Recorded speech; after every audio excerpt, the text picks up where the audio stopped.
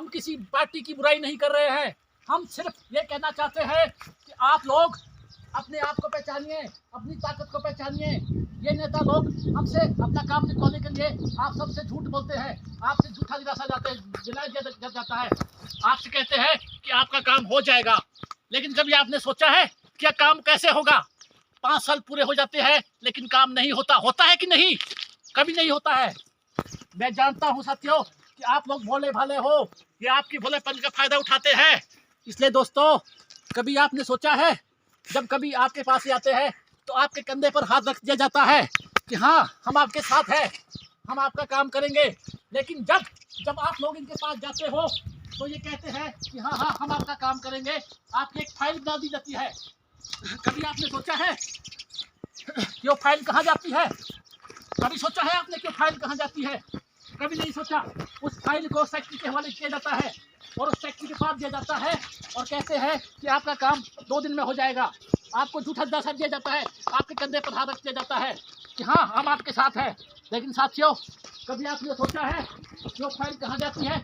वो फाइल दोस्तों वो फाइल ऑफिस के किसी कोने में पड़ी होती है और धूप चाट रही होती है। उस फाइल को पड़े हुए 5 साल से ज़्यादा गुजर जाते हैं, लेकिन आपका काम नहीं होता है। आप लोग की चप्पलें घिस जाती है, लेकिन आपका काम कभी नहीं होता है। कभी आपने सोचा है कि आपके बच्चों का भविष्य क्या है?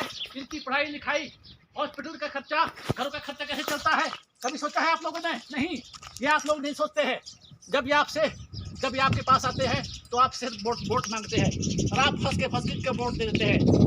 हाँ, कुछ लोग पैसे से भी वोट खरीदते हैं और आप लोग इनकी बातों में आ जाते हैं। ये बात बहुत गलत है। आप लोग अपने आप को पहचानिए, ऐसे नेता को चुनिए जो सिर्फ हमारा भला सोचे, हमारे देश का भला सोचे। ऐसे नेता को मत चुनिए जो सिर्फ अपना सोचे, अपनी कुर्सी के बारे में सोचे। नहीं साथियों, ऐसा कभी भूल के कभी मत कीजिएगा, नहीं तो आपको पछताना पड़ेगा। 5 साल बीत जाएंगे और आप वहीं के वहीं रहेंगे।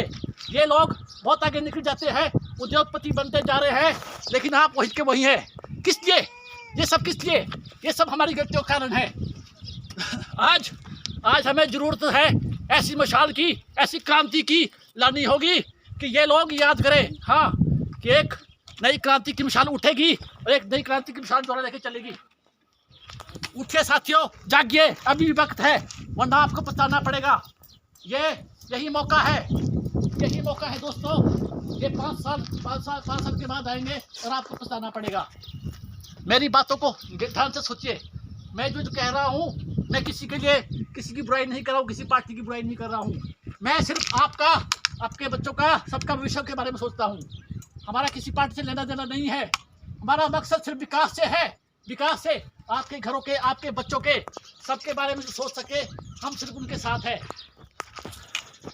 इसी के साथ दोस्तों, मैं आप सबसे फिर आग्रह करता हूं कि आप लोकसभा चुनाव में अपने मतों का भारी से भारी इस्तेमाल करें और ऐसे नेता को चुने जो सिर्फ हमारा भला सोचे।